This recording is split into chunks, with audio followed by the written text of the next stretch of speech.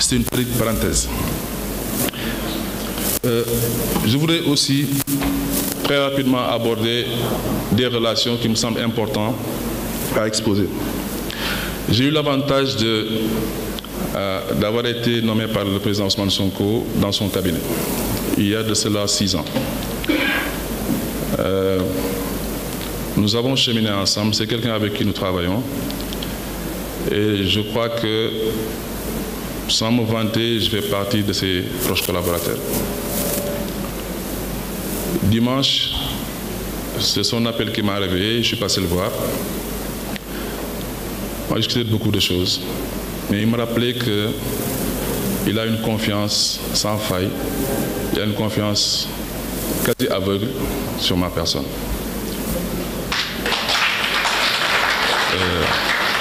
J'ai dit tout à l'heure que j'avais été nommé directeur de campagne.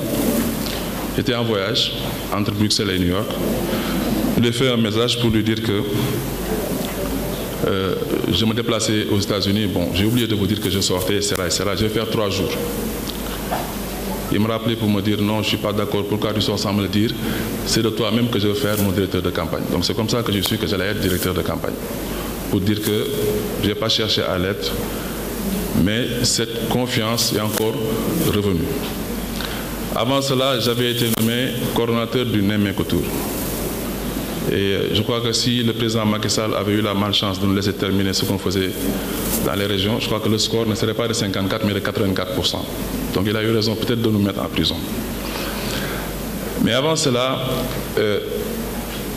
il m'avait appelé un jour avec des collègues, parmi lesquels l'actuel DG de l'APIX, M. Djibi Gueye Ndiaye et autres, me disant que Fadilou savait 8 mois que j'ai demandé à mes équipes de travailler sur le document de financement du parti. Et depuis, rien n'est fait. Bon, après lui avoir posé 2-3 questions, je lui ai dit que bon, ça, on peut l'écrire en 3 jours.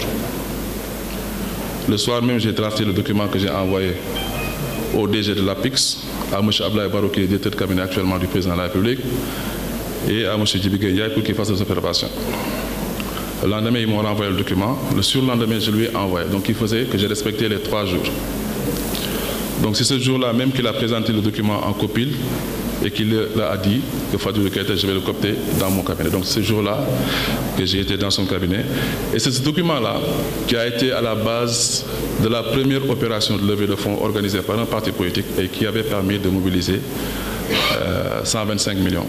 D'ailleurs, c'était 205 millions parce que c'était 125 millions d'un côté qui avaient été effectivement encaissés, mais il y avait aussi 80 millions issus d'engagements de 80 cadres pour chacun 1 million.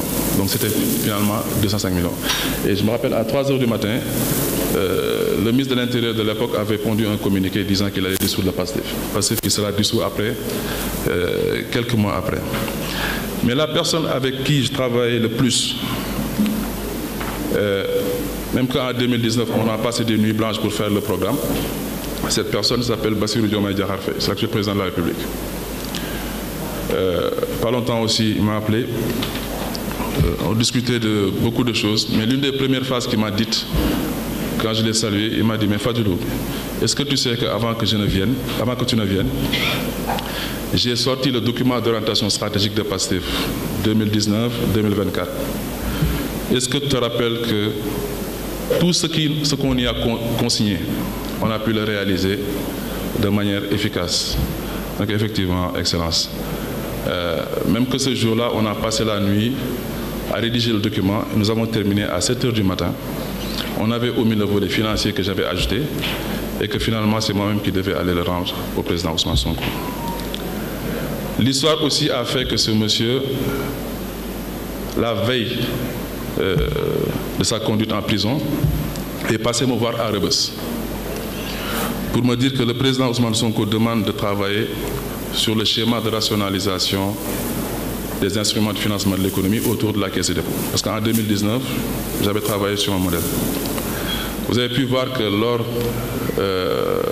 du communiqué, en fait, lors du conseil ministre passé, le communiqué a recensé un certain nombre d'organismes publics qu'il faut rationaliser. CDC, FONSIS, BNDE, tout le monde. En fait, c'est de ça qu'il s'agissait. Donc il me l'a demandé à Rebeuss. Le lendemain, je me suis levé, j'ai vu dans les médias que Bassirou Diomaye Faye avait été attrapé et mis en prison. J'expose tout ceci pour vous dire que nous assumons notre casquette politique, nous assumons nos proximités avec les autorités, mais ce n'est pas pour autant que cela nous valorise. Je l'expose pour que les gens, quand ils voient des choses qui sont faites et des choix qui sont orientés vers nos personnes, qu'ils sachent que nous avons ces relations-là avec ces autorités. Aujourd'hui, dans le cadre de notre travail, il m'arrive de sortir ces phrases-là que j'expose aux collègues, mais jamais dans le cadre de mon travail, même en pleine difficulté, même avec des entorses, même avec des anomalies. Je ne me suis jamais levé pour aller voir le président de la République ou le Premier ministre pour me plaindre d'un quelconque sujet. Jamais cela n'est arrivé parce que je crois que, en tant que responsables, nous-mêmes, comme nos collaborateurs, devons porter les points positifs et les points négatifs d'une gouvernance. Je tiens à dire aussi que le jour de ma nomination, en tout cas le jour de l'annonce de ma nomination en tant que directeur général de la Caisse des dépôts et consignations, on a rompu le jeûne avec le président de la République. J'étais avec le président Ousmane Sonko. Nous habitions à King Fahd. Bon, King Fahd, c'est moi qui gérais. Bon, Azalaï, c'est moi aussi. M. Cheikh Omar Diagne, quand il a été nommé, le président de la République lui a dit qu'il faut poser la question à Fadilou pour un peu qu'il vous donne les informations sur les modalités d'hébergement de tout le monde. Donc c'est nous qui organisions ça. Idem pour la prestation de serment. Donc, ce jour-là, en fait, le président de la République nous a accueillis au palais, on a coupé le jeu ensemble. Le président Ousmane Sonko s'est levé pour aller lire la liste des ministres et revenir. Et puis nous sommes rentrés à King Fahd. Quand nous sommes rentrés, il m'a appelé dans sa suite pour me dire il faut qu'on mange ensemble. Après avoir mangé, il me dit Fadilou, le président Bassirou Diomaye Faye et moi-même souhaiterions te mettre à la tête de la Caisse des dépôts et consignations. Mais il y en a parmi nous pour qui on ne peut pas choisir leur destination. Dis-nous exactement où tu veux aller, on t'y mettra. J'ai dit, bon, la Caisse des dépôts, je connais, et je crois que si on nomme une personne qui ne connaît pas la boîte, difficilement il pourra travailler et prendre en charge les missions qui lui sont dévolues. Parce que cette boîte, quand même, assez... voilà. Mais la chose la plus importante, c'est la phrase qui vient après. Il m'a dit, Seydina Omar. Seydina Omar, je le dirai en wolof d'ailleurs, Seydina Omar dafa amoon benn xaritam boo xamante ne da ko recruter teg ko ci wetam lu mu war a def mu ne ko defee ko nii wala bu ko defee nii wala su defee pare mu ne ko ni nga defee baax na wala baaxul mu ne man loolu laa bëgg a séq ak yow. Ça aussi, je le dis pour faire ce témoignage en direction des autorités qui nous ont mis à la tête de la Caisse des dépôts et consignations, qui nous accompagnent et qui ont une confiance totale parmi nous.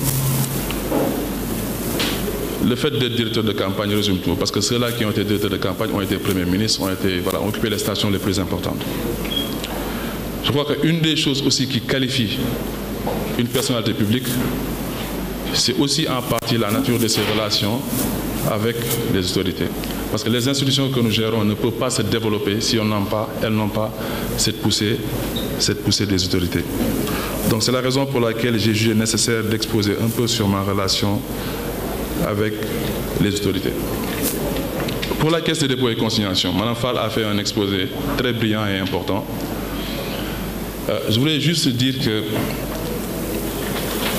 ailleurs, les caisses des dépôts sont les premiers bras financiers des États. Vous allez au Maroc. Maroc, tout le monde loue leur performance. Je crois que les deux structures qui portent le développement du Maroc sont la Caisse des dépôts et consignations, la Caisse des dépôts et de gestion, parce qu'on l'appelle Caisse des dépôts et de gestion, et l'Office chérifien du phosphate, l'OCP. En France, leur Caisse des dépôts a 200 ans. 200 ans. Je crois que la Caisse des dépôts russe ou chinoise a été créée en 1712. C'est-à-dire que c'est des modèles qui existent un peu partout dans le monde. Des modèles qui sont bâtis autour de la mobilisation de ressources.